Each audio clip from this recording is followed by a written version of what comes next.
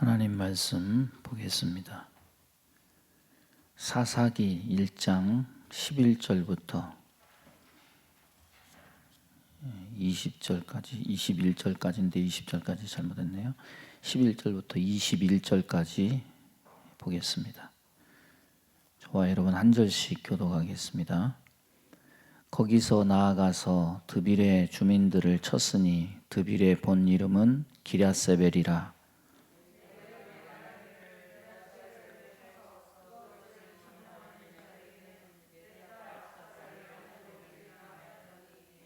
갈렙의 아우 그나스의 아들인 온니엘이 그것을 점령하였으므로 갈렙이 그의 딸 악사를 그에게 아내로 주었더라.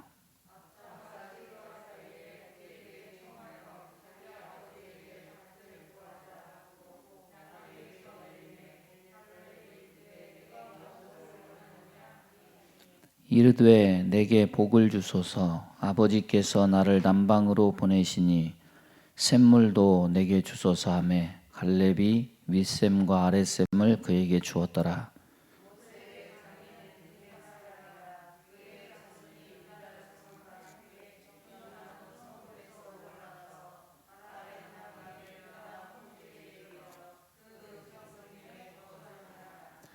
유다가 그의 형제 시므온과 함께 가서 스밧에 거주하는 가나안 족속을 쳐서 그곳을 진멸하였으므로 그 성읍의 이름을 호르마라 하니라.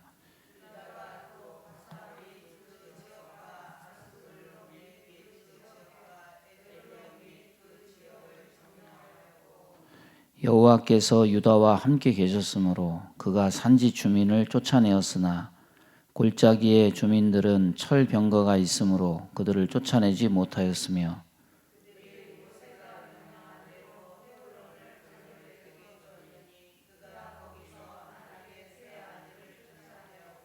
다 함께 하겠습니다.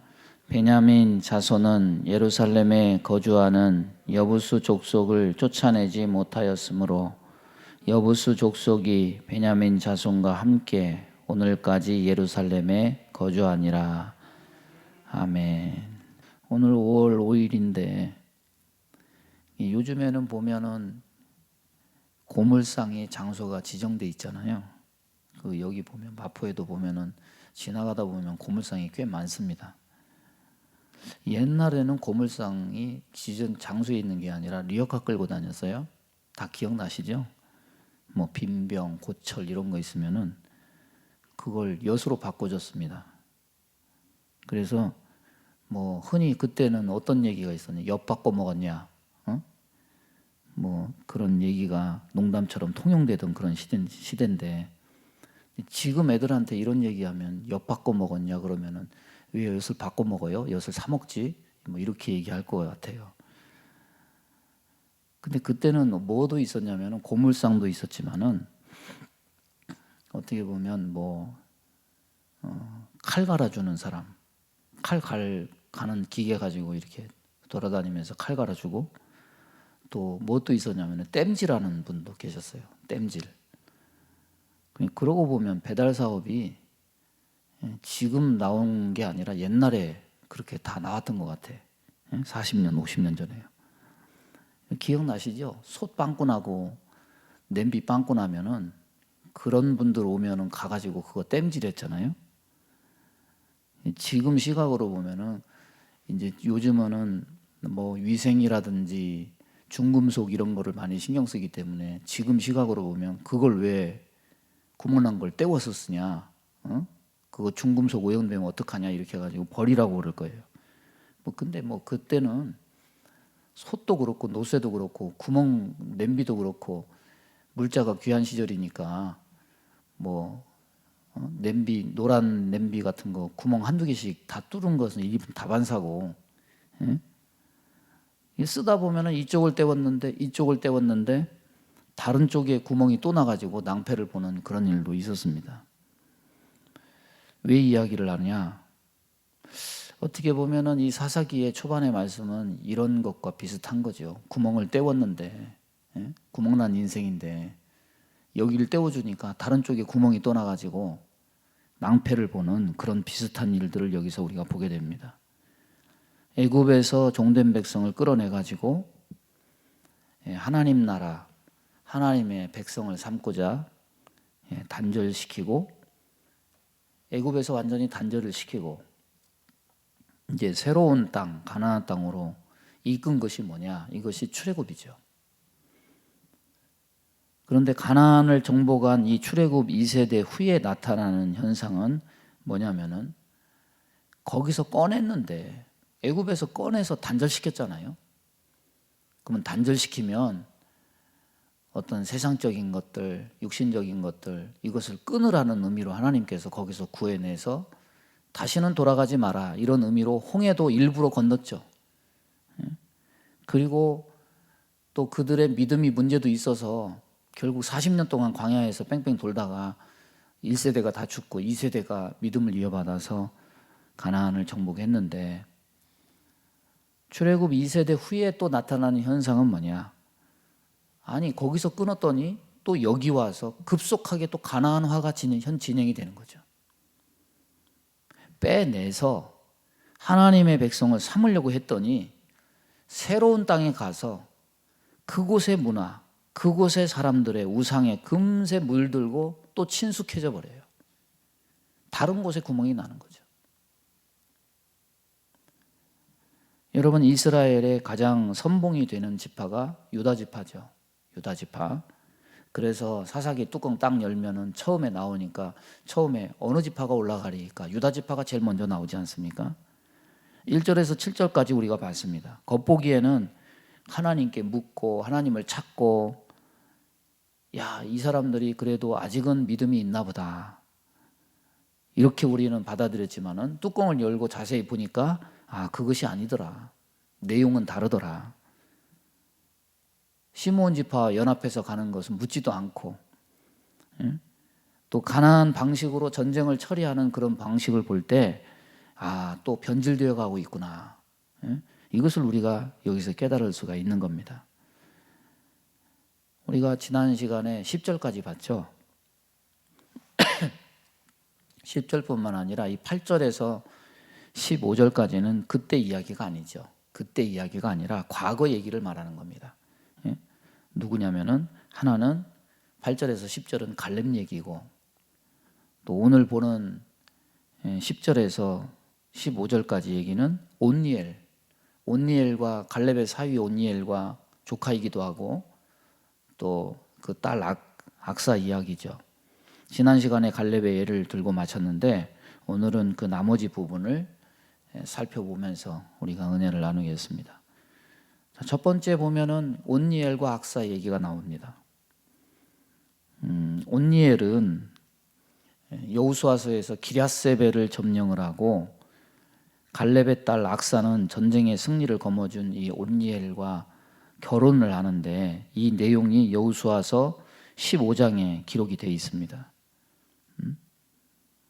담대히 올라가서 기럇세벨을 점령하는 자에게 딸 악사를 주겠다, 이 조건을 내걸었는데, 쉬운 곳이면은 그렇게 조건을 걸지 않았겠죠. 헤브론만큼 어려운 곳이기 때문에 갈렙이 그렇게 조건을 걸었겠죠. 그래서 온니엘이 나서서 전쟁에 이겼습니다. 그럼 온니엘은 여기만 나오는 게 아니죠. 또 사사기서 3장에 나와요. 거기에는 첫 번째 사사로 돼서 40년을 통치를 하는데, 어떻게 보면은 온니엘은 최상의 인물이에요. 믿음으로 따지면은 최상의 인물이에요. 사사들도요, 시간이 갈수록 더 못한 사람이 나와요. 신앙심도 나중에 못해요. 여러분, 사사기에 나오는 마지막 사사가 누굽니까? 힘센 누구예요? 삼손. 사실 삼손이요, 능력을 받아서 유명한 거지, 신앙은요, 신앙이 그렇게 출중합니까? 출중하지 못해요. 삼손은 가나안 문화를 즐긴 사람이에요. 쾌락에 빠진 사람이에요. 별로 그렇게 신앙심이 깊지 못했지만은 하나님의 성령의 은혜로, 그가 눈이 블레셋에 잡혀서 머리를 다 자르게 하고, 거기에 쇠사슬에 묶여서 눈을 다 뽑혀서 그렇게 있을 때, 그가 회개하고 돌이키니까 하나님이 다시 은혜를 베푸셨지만은 그때 보면은 사사도 겨우 어떻게 보면 끈 떨어진 것처럼 달랑달랑하는 위태위태한 그런 믿음이에요. 이 삼손 같은 사람이 어떻게 하나님의 사사가 됐을까? 근데 이스라엘도 불안불안 위태위태합니다. 그런데 그때 말고 이 사사기서 초기 시대 온니엘이 사사로 있던 시절 이때는 평안해요. 왜? 아직까지는 그렇게 많이 타락을 안 했으니까. 대체로 하나님 앞에 고든 신앙을 가지고 선하게 살던 그런 인생들의 기록이 3장부터 본격적으로 나오죠. 그런데 시집 가는 딸이 차비를 차리고 출발 딱 하려고 하다가 갑자기 나귀에서 내려가지고 아버지 앞에 넙죽 큰절을 해요. 돌발적인 행동이죠. 돌발적인 행동. 갈렙이 무슨 일이냐고 물으니까 악사가 본심을 얘기하는데 이들이 가야 되는 곳이 어디냐면은 뭐 우리는 대한민국도 솔직히 뭐 어디가 어딘지 저 시골 구석을 얘기하면 그게 어디예요 이렇게 얘기하잖아요. 사실 유대 뭐 남방 내게부 지역이다 이렇게 얘기하면 이게 어딘지 모르죠. 이게 남쪽. 그러면 말하자면 이쪽은 어디 지역이냐면 사막이에요. 예? 광야. 사막이라고 하기에는 그렇고 우리가 생각하는 사막은 뭐 아름다운 모래 이렇게 얘기하는데 사막은 그런 게 사막이 아니고 그냥 광야라고 생각하면 됩니다. 광야. 풀도 없고 숲도 없어요. 살기가 팍팍해요. 그러면 이 지역에서 살려면 제일 필요한 게 뭐겠습니까? 물이죠, 물. 그러니까 이 악사가 거기로 시집을 가니까 가장 필요하니까 나에게 복을 달라. 아버지가 밭을 줬는데 밭만 주지 말고 나에게 샘도 달라. 아버지가 밭과 함께 윗샘 아랫샘을 다 줘요. 구하는 대로 다 줘요. 여러분 이 이야기를 왜 여기다 실었을까요? 전쟁 얘기하다가 여호수아서에서는 이 얘기를 왜 실었을까요? 그냥 싫지는 않았을 거 아닙니까? 뭔가 이유가 있으니까 싫죠. 여기 보세요. 전쟁에 관한 얘기는 오늘 온니엘에 관한 전쟁에 관한 얘기는 한 줄로 얘기해요. 한 줄로 얘기하고 그 11절에 보면 거기서 나가서 드빌의 주민들을 쳤으나 드빌의 본 이름은 기라세벨이라 한 줄로 하고 나머지 12절에서 15절까지는 별로 중요하지 않은 것 같은 내용을 자세하게 거기서 다 기록을 하고 소개를 해요. 또 이 기록은 사사시대의 기록도 아니고 여호수아 때 기록을 인용해서 여기서 싣고 있어요. 왜 앞에서 얘기했으면은 여기다 안 실어도 되지 않습니까? 근데 여기다 왜 과거 얘기를 똑띠에다가 여기다 이렇게 딱 박아서 여기다 얘기했을까요? 뭔가 이유가 있겠죠. 뭘 비교하려고 지금 여기다 이 얘기를 했느냐? 이 이야기와 비교되는 얘기는 앞에서 나오는 아도니 베색 이야기입니다. 그 이야기와 이 이야기를 지금 대비시키기 위해서 여기다가 과거 얘기를 지금 싣고 있는 거예요. 유다 지파가 전쟁에 나가서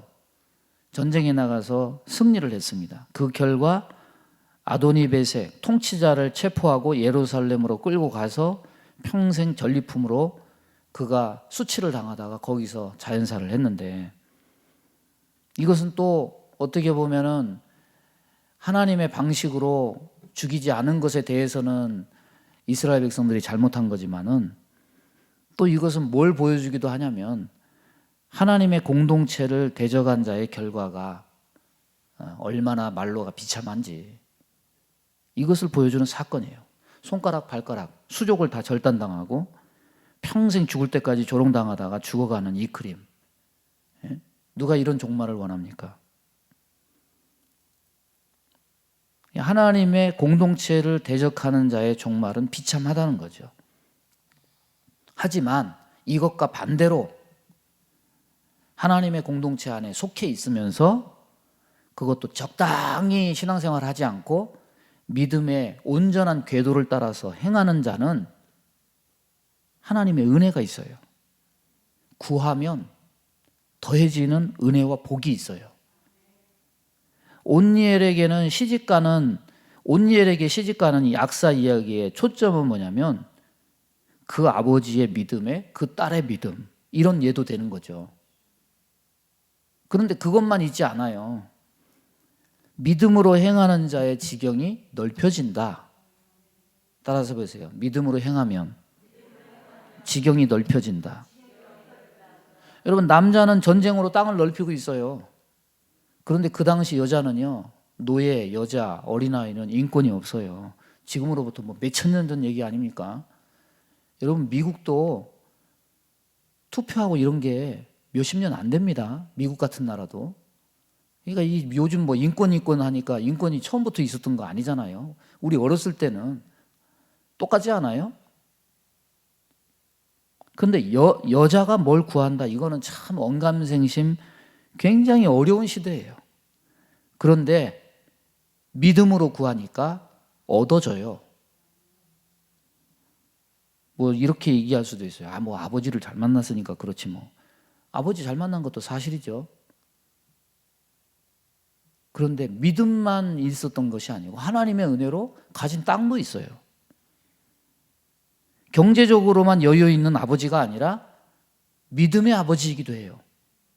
갈렙은. 그러니까 아버지의 믿음이 유다 지파의 복의 근원이 됐어요. 그 아버지는 자기만 믿음으로 행한 게 아니에요. 조카 온니엘에게도 믿음의 영향력을 끼쳐요. 또한 그의 딸 악사도 믿음으로 구해서 이 생명 같은 윗셈 아랫셈을 물려받는 은총을 경험해요.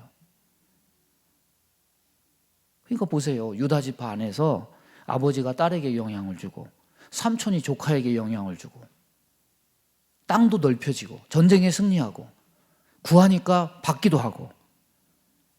한번 생각해 보세요. 몰락하는 가정이면 아버지가 돈이 없어. 돈이 없는데 자식이 뭘 달라고 그러는데 만약에 돈이 없어서 등록금을 대주지 못하고 밥 달라는데 밥을 주지 못하면 그 부모의 심정이 어떻겠습니까? 오늘 그 반포대교에서 그 술 마시고 뭐 실족을 했는지 아직 사인은 정확하게 밝혀지지 않은 것 같은데 그 부모가 얼마나 마음이 아프겠어요. 예? 눈에 넣어도 아프지 않을 그 외동아들 하나 키워가지고 의대 보냈다고 그렇게 뿌듯해하고 그렇지 않았겠어요? 여러분, 몰락하는 가정이었다고 한다면 갈렙이 무능한 아버지, 믿음도 없고 경제력도 없는 무능한 아버지였다면 달라고 해도 못 줘요. 어떻게 보면 하나 있는 몸뚱아리에 남은 수정마저 아도니 배색처럼 잘려나갈 수 있는 거죠. 그런데 믿음으로 땅을 넓혀가는 그의 가정에서는 어떤 은혜가 있느냐? 구하면 받을 수가 있어. 구하면 받을 수가 있어요. 더하는 은혜가 있어요. 여러분, 더하는 은혜를 받으시기 바랍니다. 이게 뭘 보여줍니까? 복 받는 자의 영향력 보여주잖아요. 복 받는 자의 영향력. 응? 요즘요, 나 어떤 TV 보다가 거기서 나오는 얘기를, 단어를 듣고 깜짝 놀랐어요. 선한 영향력을 끼치는 사람이라고, 이 사람이. 그 어디서 많이 들은 얘기잖아요. 그 세상에서 나온 말이에요? 아니죠. 우리가 쓰던 말이에요. 교회 안에서 나온 말이에요. 아마도 세상 사람들이, 교회 사람들이 선한 영향력 하니까 좋게 들렸나 봐. 자기들도 쓰더라고. 여러분, 현재의 이야기는 아도니 베섹의 이야기예요. 죽었어요. 잡혀서, 수족 다 잘려서. 그런데 여기다가 과거로 시점을 돌려가지고 과거 이야기를, 갈렙의 얘기, 온니엘과 악사의 얘기를 여기다 덧붙여요. 왜 이걸 붙였을까요? 이렇게. 이건요, 괜히 이렇게 한 게 아니에요. 모세와 여호수아가 강조한 얘기를 다른 식으로 표현하는 거죠. 우리 한번 읽어보겠습니다. 성경 찾아서 한번 읽어보겠습니다. 신명기 30장 15절에서 18절 한번 읽어보겠습니다. 신명기 30장 15절에서 18절.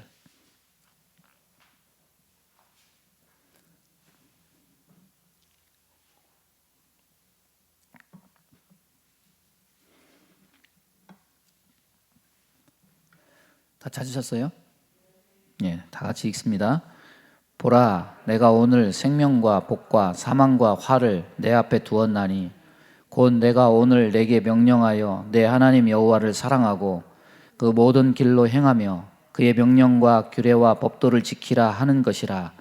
그리하면 내가 생존하며 번성할 것이요 또 내 하나님 여호와께서 내가 가서 차지할 땅에서 내게 복을 주실 것임이니라. 그러나 내가 만일 마음을 돌이켜 듣지 아니하고 유혹을 받아 다른 신들에게 절하고 그를 섬기면 내가 오늘날 너희에게 선언하노니 너희가 반드시 망할 것이라. 너희가 요단을 건너가서 차지할 땅에서 너희의 날이 길지 못할 것이니라. 1장에서 이스라엘의 두 운명을 예고하는 거죠. 하나는 뭐냐? 아도니 베섹의 운명. 이 운명은 뭐냐? 하나님 떠난 백성의 운명을 예고하는 거예요. 예?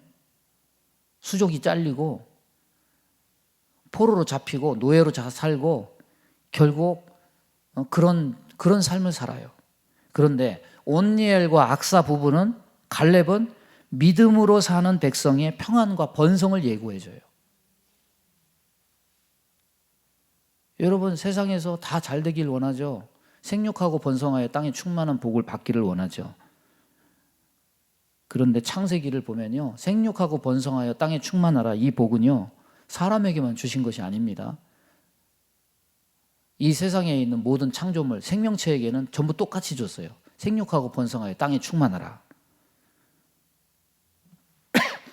하나님을 믿는 사람들은 여기에 덧붙여진 하나의 조건이 더 있어요. 무엇도 충만해야 되느냐? 믿음도 충만해야 돼요. 믿음도 충만해야 돼요. 아니, 먼저 믿음이 충만해야 돼요. 그래야 육신적 생육과 번성과 충만이 의미가 있어요. 우리가 복의 근원이 되길 원하고 생육하고 번성하여 땅에 충만하는 복을 받기를 원하지만은 왜 안 됩니까? 복의 근원 되는 것은 단순히 뭐 세상의 힘, 재력, 권력 가지는 것으로 이루어지는 것이 아니에요. 복의 근원이 되려면 생육하고 번성하여 땅에 충만한 복이 의미가 있어지려면 먼저 우리에게는 믿음이 충만해야 돼요. 믿음에 부유한 자가 돼야 돼요. 그래야만 모세와 여호수아가 경고한 것과 같이 믿음이 충만한 자가 그 땅에서 장구하며 번성하고 이 갈렙의 가게처럼 딸이 구하면 받고 전쟁하면 이겨서 승리하고 땅을 넓혀가고 그런 승리의 삶을 산다는 거죠. 이게 선한 영향력이고 이게 능력이 있는 거죠. 이런 은혜가 있기를 바랍니다. 그 다음에 겐사람 얘기가 나오죠. 16절에 모세의 장인 겐사람. 모세의 장인은 두 번째로 모세의 장인은 겐사람이라. 그의 자손이 유다 자손과 함께 종려나무 성읍에서 올라가서 아란 남방의 유다 황무지에 이르러 그 백성 중에 거주하니라. 모세의 장인 겐사람은요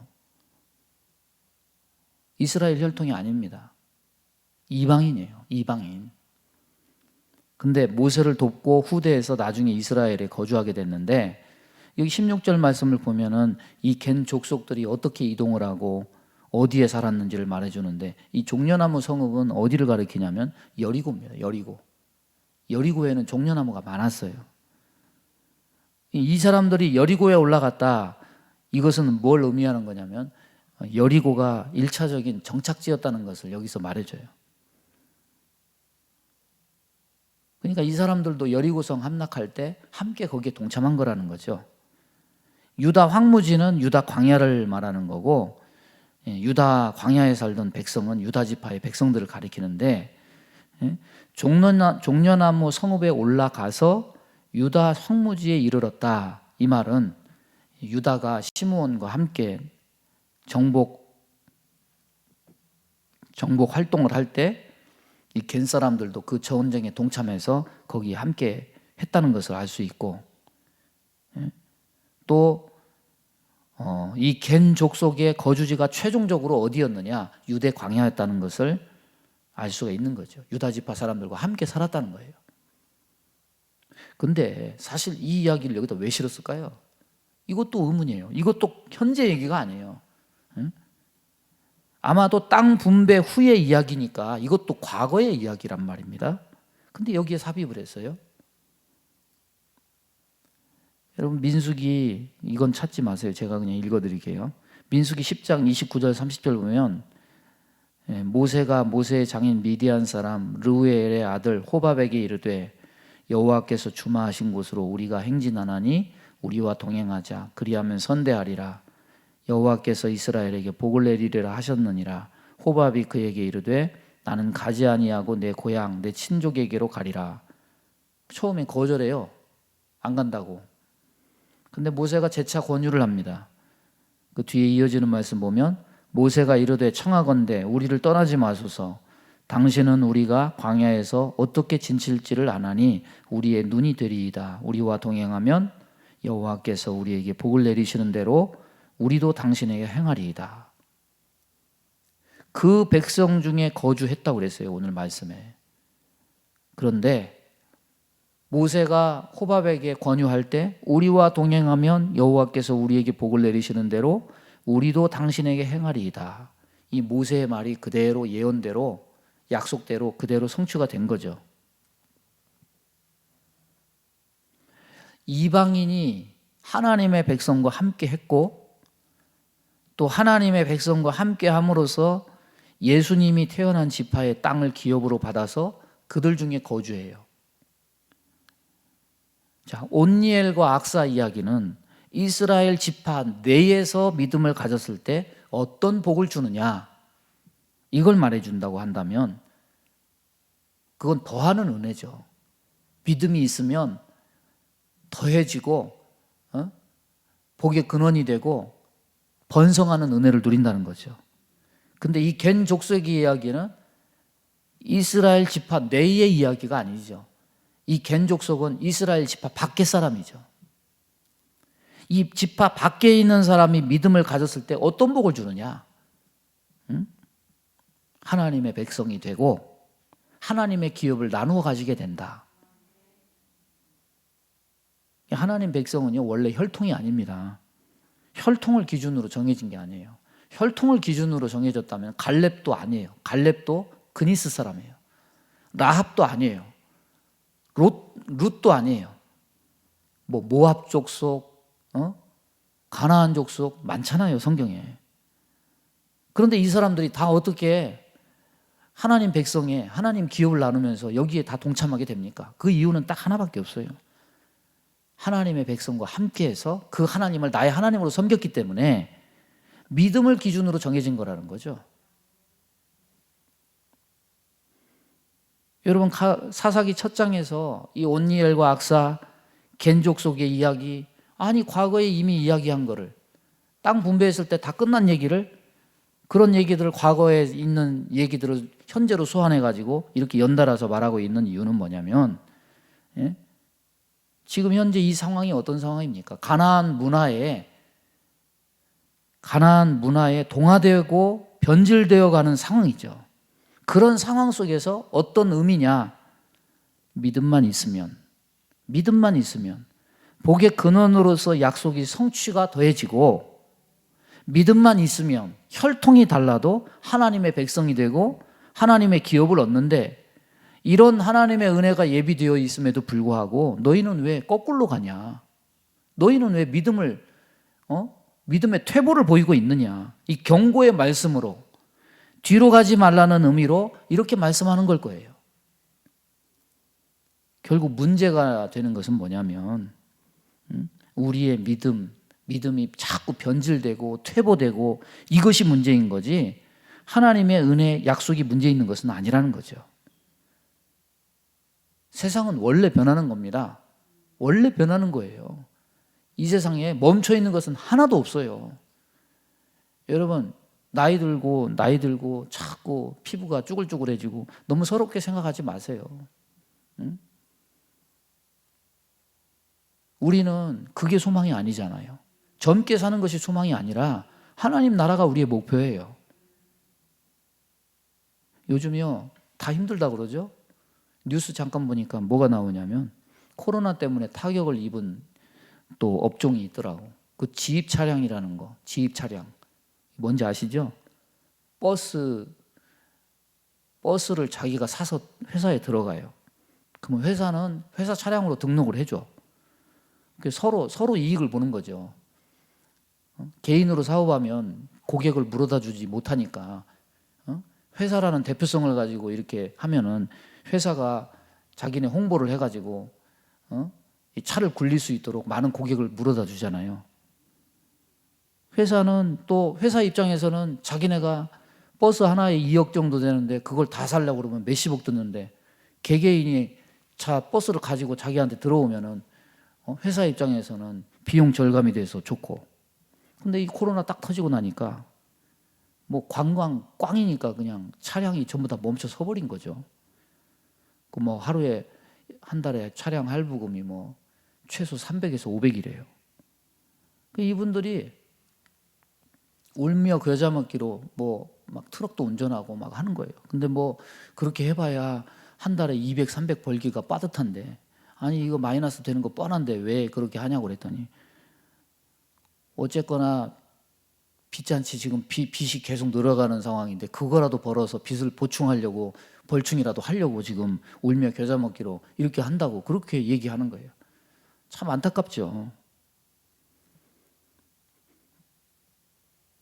여러분, 항상 우리의 믿음의 장애물이 되는 게 뭡니까? 뭐가 항상 우리의 장애물입니까? 뭐가 항상 믿음에 있어서 핑계가 돼요? 현실 아니에요? 현실이잖아요. 현실이 앞을 가려요. 그러나 현실과 타협하기 시작하면 결국 뭐냐? 믿음은 반드시 변질과 퇴보의 순서를 밟게 돼요. 성경 속의 인물들도 똑같습니다. 그런 삶을 다 살았어요. 항상 현실이 벽이에요. 일제시대 때는 목숨이 왔다 갔다 하는 상황이죠. 예수를 믿으면, 신사참배 안 하면 생명이 왔다 갔다 하니까 타협하는 거죠.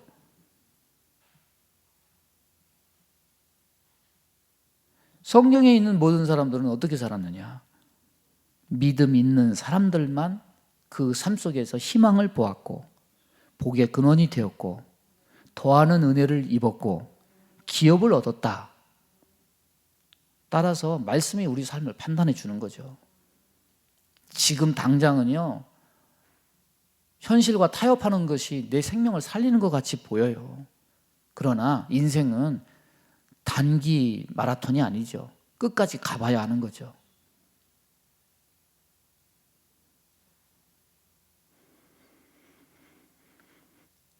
자, 마지막으로 보면은 세 번째로 이 1장을 이렇게 보면은 사이사이 과거의 사건이 몇 개 끼어 있으니까 그래서 결과가 뭐냐 이걸 놓치기 쉬워요.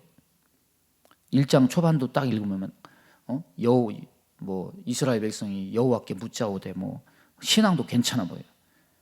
물론 자세히 보면 아니지만요. 그리고 시므온 지파 그리고 겐 족속과도 연합해서 나가니까 군사적으로도 괜찮은 것 같이 보여요. 그리고 가나안 왕들 70명의 수족을 자른 이 아도니 베색 유명한 왕도 사로잡아서 전리품 삼고 노예로 삼았으니까 뭔가 승리를 이루고 뭔가 결과가 있는 것처럼 보입니다. 그런데 그것이 결론이 아니라는 거죠. 여호수아 후대의 사명은 뭐냐면 아직 점령하지 못한 지지부진한 그런 정복사업, 그 땅들을 완전히 점령해야 이것이 완성이 되는 거예요. 그런데 보십시오. 결론이 뭐냐? 유다지파가 그렇게 호기롭게 나갔어요. 결론이 뭐냐? 19절 한번 다시 한번 읽어봅니다. 시작. 여호와께서 유다와 함께 계셨으므로 그가 산지 주민을 쫓아내었으나 골짜기 주민들은 철병거가 있으므로 그들을 쫓아내지 못하였다. 산지 주민은 쫓아냈는데 골짜기 주민들은 쫓아내지 못했다. 골짜기가 뭘까요? 골짜기가 뭡니까? 이쪽에 산이 있고 이쪽에 산이 있으면 그 사이에 있는 이렇게 생긴 데가 골짜기죠. 근데 여기서 성경에서 말하는 골짜기는 우리가 생각하는 우리나라 산세로 이렇게 되는 골짜기가 아니에요. 우리나라는 진짜 산이 많아요. 근데 외국에는 산이 그런 산이 없어요. 산 있고 바로 산 있는 그런 데가 별로 없어요. 여기서 말하는 산은 이쪽에 산이 있고 이쪽에 산이 있고 그 사이에 있는 평야를 말해요. 이게 골짜기 사이예요. 응? 그러니까 이런 땅은 못 쓰는 땅이 아니라 농사 짓는 땅, 목축하는 땅이죠.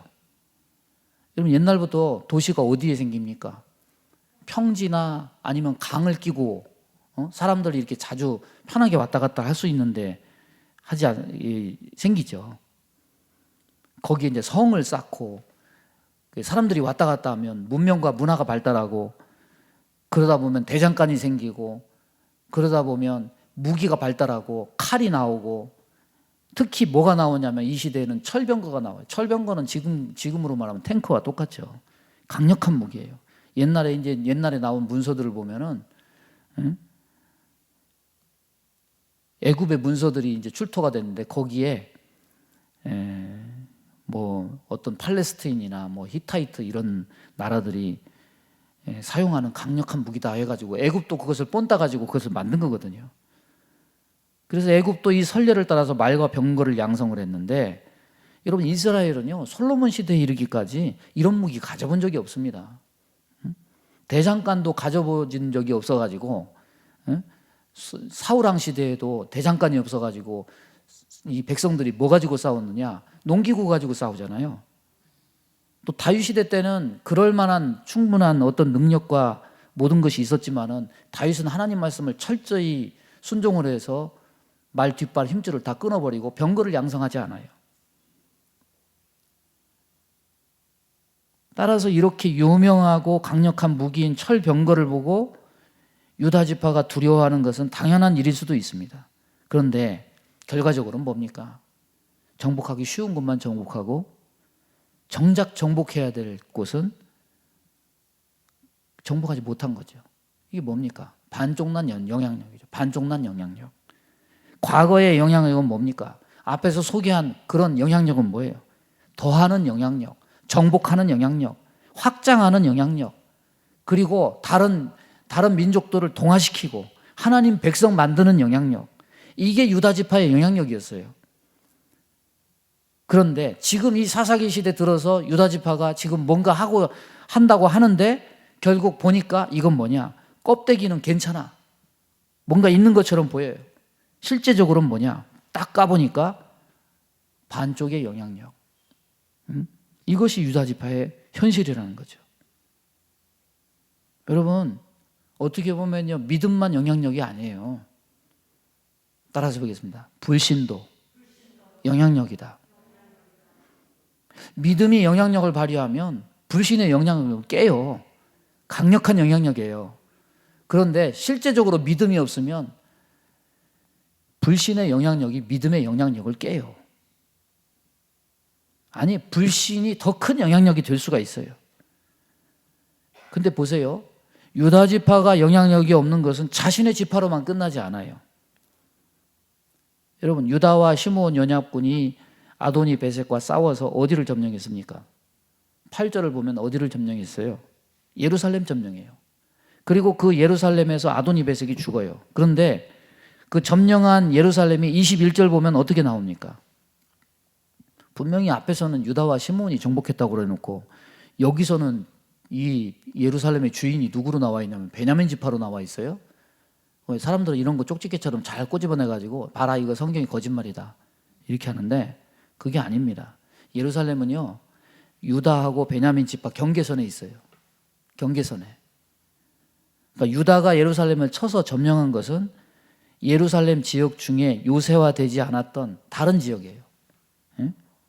부분적 승리를 거둔 거죠.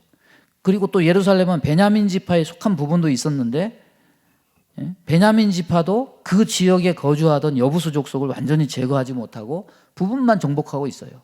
그 지역을 나중에 누가 완전히 정복하느냐? 요새화된 지역을 누가 정복하느냐? 다윗이 정복하죠.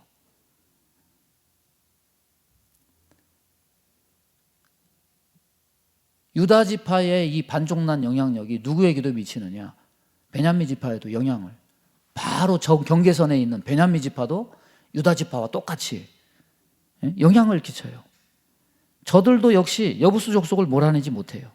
그 결론은 뭐냐? 유다 지파 결론은 뭐냐? 온전하지 않아요. 반쪽이 났어요. 그래도 이스라엘 중에 믿음 있는 선봉의 지파가 누구였느냐? 유다 지파였죠. 여러분 여호수아에서 보세요. 이스라엘의 유력 지파가 누굽니까? 유다 지파, 북쪽의 요셉 지파, 에브라임 므낫세 지파. 근데 에브라임 므낫세는 실리를 추구하잖아요. 탐욕을 쫓잖아요. 개 중에 유다 지파는 그래도 갈렙을 중심으로 믿음을 쫓잖아요. 그런 믿음이 있던, 그런 선봉이었던 유다 지파가 사사기로 또 오니까 어떻게 됐느냐? 그 믿음이 반토막이 났다. 뭔가 하긴 하는데 어설퍼요. 그 영향력이 자신에게만 국한되지 않아요. 바로 옆에 있는 지파에게도 전염이 돼요. 좋은 것이 퍼지는 건 뭐라 그러죠? 좋은 것이 퍼지는 거예요. 전파죠, 전파. 나쁜 것이 퍼지는 건 뭐라고 합니까? 전염이죠. 전염. 그런데 좋은 것이 전파되기는 어렵지만은 나쁜 것이 전파되는 것은 정말 쉽습니다. 지금 코로나 바이러스 변종, 전염력도 더 빠르고요. 치사율도 2배가 높아요. 아마도 뭐 옛날에는 전 세계적인 전염병이 없었다고 그러는데 제가 보기에는 지금 코로나 한 1년 겪어보니까 뭔가 깨닫는 게 뭐냐면 그때는 교통수단이 없잖아요. 비행기 같은 게 없잖아요. 다 산으로 강으로 다 막혀 있으니 자연적으로 봉쇄가 되는 거죠. 만약에 그 옛날에도 교통이 발달돼서 비행기가 있었다고 한다면 뭐 흑사병이든 뭐든 전 세계로 다 퍼졌을 거예요. 어떻게 보면 그 시절에 비행기가 없었던 게 다행이죠. 여러분, 우리의 믿음이 정말 변질되지 않고 바른 터 위에서 행사된다면 말씀대로 복의 근원이 되고 복이 더해지고 땅이든지 민족이든지 변화시키는 매개체가 될 텐데 이 반쪽 영향력, 사사기 딱 여니까 유다 지파의 믿음이 반쪽 영향력이 됐어. 괜찮을까요, 이거? 괜찮을 것 같습니까? 반쪽이라도 지키면 다행이게요. 이게 어떻게 되느냐? 이 반쪽도 지켜지지 않는다는 거죠. 이게 문제죠. 점점 믿음이 100%였는데 여호수아서에서는 믿음이 100%였다면 사사기 딱 여니까 유다 지파의 믿음이 50%로 감소했어요. 그런데 이것도 지켜지느냐? 뒤로 갈수록 이것마저 없어진다고 상실된다는 게 결국 문제가 되는 거죠.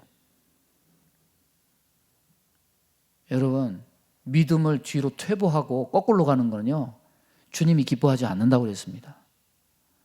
믿음 퇴보하지 말고 날마다 독수리에 올라감같이 상승하는 믿음, 날마다 믿음이 더해지는 그런 은혜가 있기를 바랍니다.